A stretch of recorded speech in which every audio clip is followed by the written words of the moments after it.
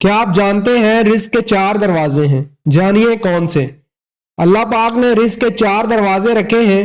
پہلے 3 تو صرف مسلمانوں کے لیے ہیں اور چوتھا ساری دنیا کے لیے ہے، یعنی مسلم، غیر مسلم، بت پرست، دوہریے وغیرہ۔ رزق حاصل کرنے کا سب سے پہلا دروازہ نماز ہے۔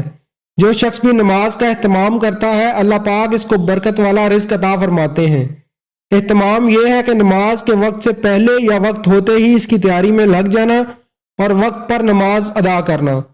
رزق حاصل کرنے کا دوسرا دروازہ استغفار ہے۔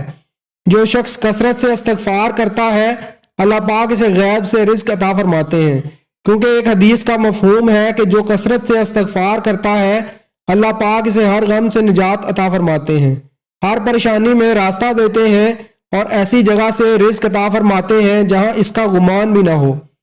علماء کرام فرماتے ہیں کہ کثرت کا مطلب ہے کہ کم از کم 300 مرتبہ۔ تو جو روزانہ 300 سے زیادہ مرتبہ استغفار کرے گا انشاءاللہ اسے بہترین رزق ملے گا۔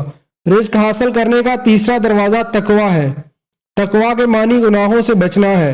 یاد رہے کہ مسلمانوں کے ذمے ہر نیکی کرنا نہیں ہے، لیکن ہر گناہ سے بچنا ہر مسلمان کے لیے لازم ہے۔ جو ہر گناہ سے بچتا ہے وہ اللہ کے ہاں متقی کہلاتا ہے۔ اس کا آسان طریقہ یہ ہے کہ ہم ہر کام کرنے سے پہلے یہ دیکھ لیں کہ اس کام سے اللہ اور اللہ کے رسول صلی اللہ علیہ وسلم نے منع تو نہیں فرمایا۔ اگر منع فرمایا ہے تو ہم رک جائیں۔ جو اللہ کا ہو جاتا ہے تو پھر اللہ اپنے بندوں کو اس کی خدمت پر مامور فرما دیتے ہیں۔ رزق حاصل کرنے کا چوتھا دروازہ ذریعہ معاش اختیار کرنا ہے، اور یہ دروازہ سب کے لیے ہے، کوئی کافر ہو یا مسلم، بتوں کو پوجنے والا ہو یا آتش پرست۔ اگر وہ معاش کا کوئی ذریعہ اختیار کرے گا تو اللہ اسے رزق عطا فرمائیں گے۔ مجھے افسوس اس بات پر ہے کہ مسلمانوں کی اکثریت نے پہلے 3 دروازے بھلا دیے ہیں اور آخری دروازے کو ہی لازمی سمجھ لیا ہے، جبکہ ان 3 دروازوں سے رزق حاصل کرنا بہت آسان ہے۔ یہاں کوئی میری بات سے یہ مطلب نہ لے کہ ملازمت، کاروبار یا معاش کا کوئی بھی دوسرا ذریعہ جو ہم نے اختیار کیا ہوا ہے اسے چھوڑ کر بیٹھ جائیں اور کام نہ کریں۔